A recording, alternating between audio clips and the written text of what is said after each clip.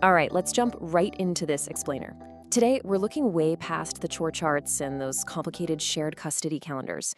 Instead, we're zooming in on the actual emotional architecture of blended families. We're going to tackle a super complex, incredibly common dynamic that pretty much every blended family feels, but, very few of us actually know how to name. To get us started, picture this specific scenario. Imagine an 8-year-old, let's call him Leo. He's having this wonderful, laughing afternoon with his new stepdad. They're playing video games, cracking silly jokes, and it feels like they're finally having that big breakthrough bonding moment. Leo is genuinely happy. But the absolute second he's alone with you, the biological parent, his mood completely flips. The joy just vanishes, and he instantly becomes sullen, silent, or maybe even prone to an unexpected outburst out of nowhere. So, to understand why that sudden, jarring mood shift happens, we really need to look at the massive, invisible emotional weight a child like Leo is lugging around. What you just witnessed? That wasn't just random, everyday kid moodiness. Nope. It was the crushing pressure of their internal world violently colliding with their external reality. Here's the thing. Children of divorce or separation are incredibly empathetic. Actually, their brains are literally wired to prioritize the emotional safety of their primary caregivers above almost anything else. It's just a basic survival mechanism. They become absolute masters at reading the room, right?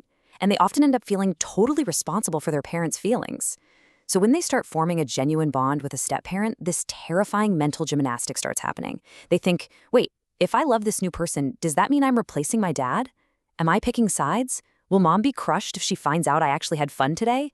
In their minds, liking the new person feels like a direct, personal betrayal of you. And this brings us to the invisible enemy that's been causing all that weird tension in your home.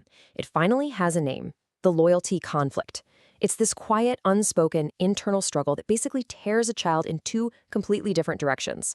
On one hand, they really want to enjoy the affection of a step-parent, but on the other, their fierce, hardwired loyalty to their original parent fiercely pulls them right back. Now here's the tricky part.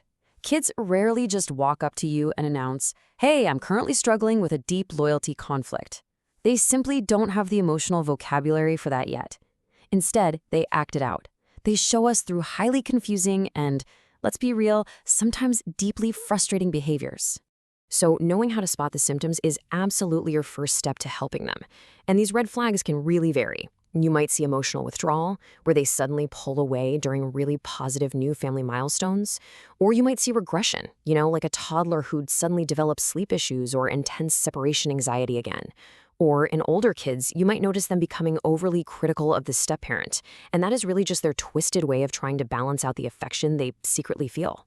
This whole thing creates what we call the push-pull dynamic. Basically, their behavior depends entirely on who is in the room watching. In front of you, they might act totally cold and distant toward the step-parent just to prove their loyalty. But the second you aren't looking, they feel safe enough to drop the act and be warm, kind, and playful. All right, let's shift gears and talk about how we can build this into an actionable solution. Because as the anchor of the household, you play a vital, central role here. You actually have the power to step in as a guide and significantly relieve this massive emotional burden for your child. Here is your core 3-step action plan to completely dismantle that loyalty conflict. It involves explicitly granting permission, normalizing the new dynamic, and radically shifting how you react to their outbursts. Let's break these down, because honestly, it starts with doing something incredibly explicit that most parents just assume goes without saying. I highly recommend taking a quick screenshot of this or writing it down, because this right here, this is the magical permission slip your child desperately needs to hear from you. Do not just assume they know it's safe to like their step-parent. You actually need to sit them down, look them in the eye, and literally say, it makes me so happy to see you having fun. You have enough space in your heart for all of us, and I am never going to be jealous. You don't have to choose. Moving to step 2, normalizing the new relationship. To do this, you have to remember exactly where their guilt is coming from. They are terrified that their original relationship with you is fragile. So, you must constantly reassure your child that your biological bond is an absolute, unbreakable fortress. It is secure. It is unchanging. By constantly proving that their original bond is safe, you completely remove the fear that a new relationship is going to somehow threaten or replace it. And for step 3, we've got to reframe how we look at bad behavior.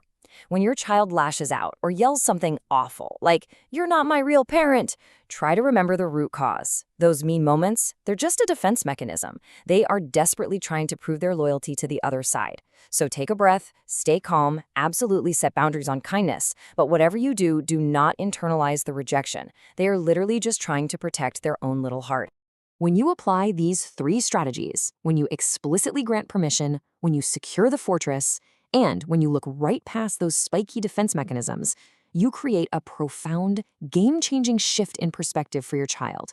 You single-handedly move them out of this incredibly stressful either-or mindset and pull them right into a wide-open space of emotional freedom.